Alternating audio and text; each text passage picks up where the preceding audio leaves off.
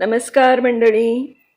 मी निलिमा पटवर्धन आणि मागील रविवारपासून आपण ऑनलाईन फ्रॉड आणि सायबर क्राईम या विषयावर एक शृंखला सुरू केली आहे. त्यातील आज दुसरी कडी सादर करीत आहे. शब्दांकन आहे श्री सुनील जाधव यांचं, जे गेल्या 3 वर्षांपासून या विषयावर अभ्यास आणि समाज जागृती करत आहेत. अनेक सिनियर सिटिझन्स डिजिटल अरेस्टमध्ये अडकून किंवा ऑनलाईन ट्रान्झॅक्शन करताना काही गोष्टी चुकून घडल्यामुळे आपले लाखो करोडो रुपये गमावत असतात. नुकताच डॉक्टर तनेजा यांच्याबद्दल आपण सर्वांनी ऐकलं असेलच. टी व्ही आणि पेपरमध्ये सुद्धा याची माहिती देत आहेत. तरीही अनेक लोक फसत आहेतच. खरं म्हणजे बरीचशी माणसं सुशिक्षित असतात. पेपरमधनं टी व्हीमधनं याच्याबद्दल ते ऐकत असतात. त्यामुळे खरं म्हटलं तर त्यांना याबद्दल सगळी माहिती असतेही. पण तरी देखील असं का बरं होतं? विचार करण्याची गोष्ट आहे ना. तर त्या संबंधात श्री सुनील जाधव यांनी अतिशय मुद्देसूद माहिती दिलेली आहे.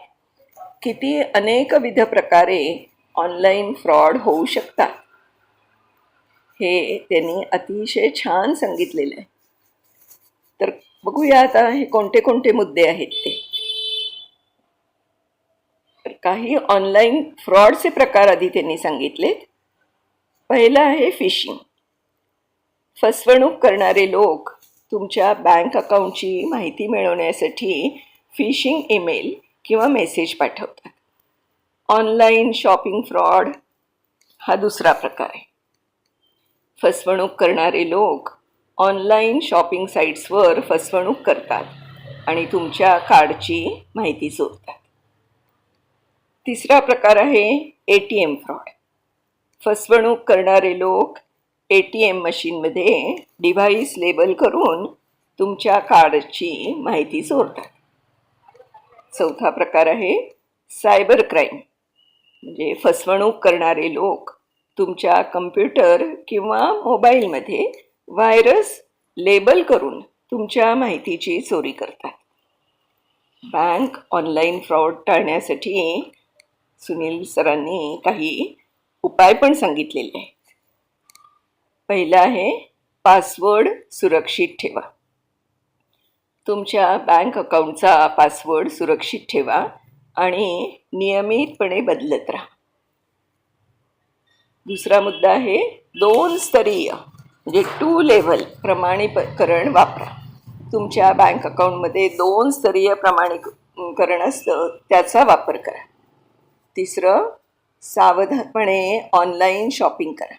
अतिशय सावधानता बाळगा जेव्हा तुम्ही ऑनलाईन शॉपिंग करत असता आणि फक्त सुरक्षित साईट्सवर शॉपिंग करा. चौथी गोष्ट जी त्यांनी सांगितली आहे ती आहे बँक स्टेटमेंट नियमितपणे तपासा.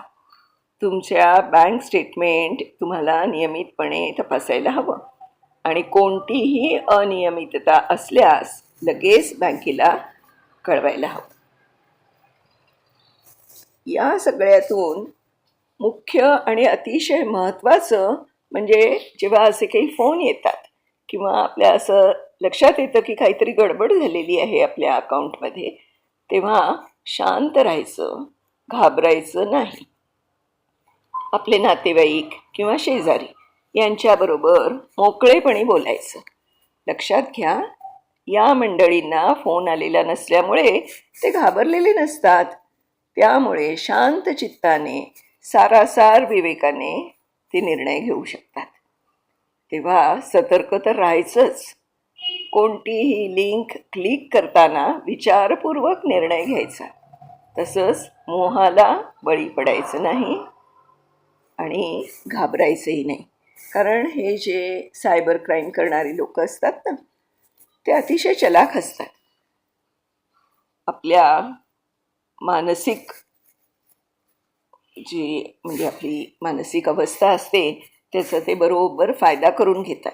त्यांना माहीत असतं की समोरच्याला घाबरवलं की ते आपल्याला पटकन प्रतिसाद देतील आणि आपण म्हणू तसं ते करतील.